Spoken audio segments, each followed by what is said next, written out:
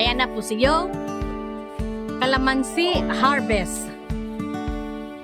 Isa na doon, nilalam na ang kondo ngayon na ito. Pumili na ako na 110. Dito. Tapos ka na po, libre pa. Umiyari, nakangiti pa.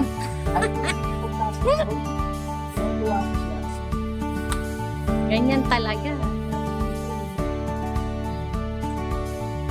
Punuin mo yan. Kailangan 1 kilo mahigit yan. Mga 3 kilo.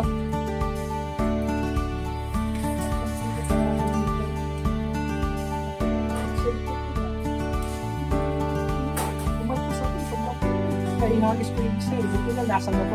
Hindi nagalit yung yan. Sa taas daw malalaki, kaso hindi mo abot. Oo, hindi niya nakita yung pinakamalaki sa taas. Ito siguro, nasa laptop na ito. Nakasave na ako ng pamilya.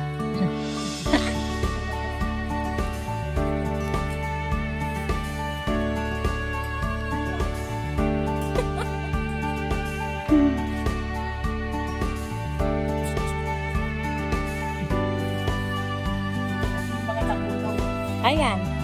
Dahil sa katangahan, nabutas yung plastic. Ayun. Ulot. Ulot siyaw.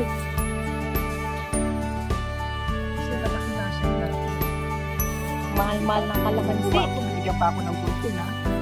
Paano lang makapit na? Akyatin mo yan. Ayan pa oh. Nahulog. Huwag ka lang tutumba.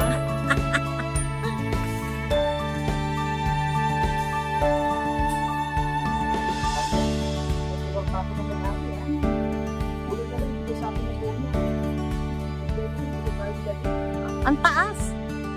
Yo, sa taas. Yan, sa tuktok, sa tuktok. Dami.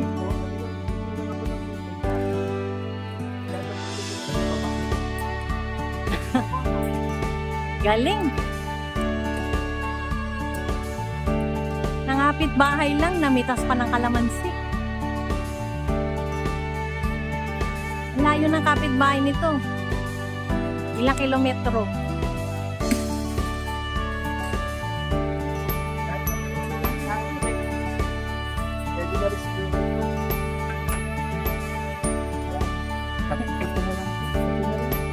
Ano yan? May 1 kilo na ba yan?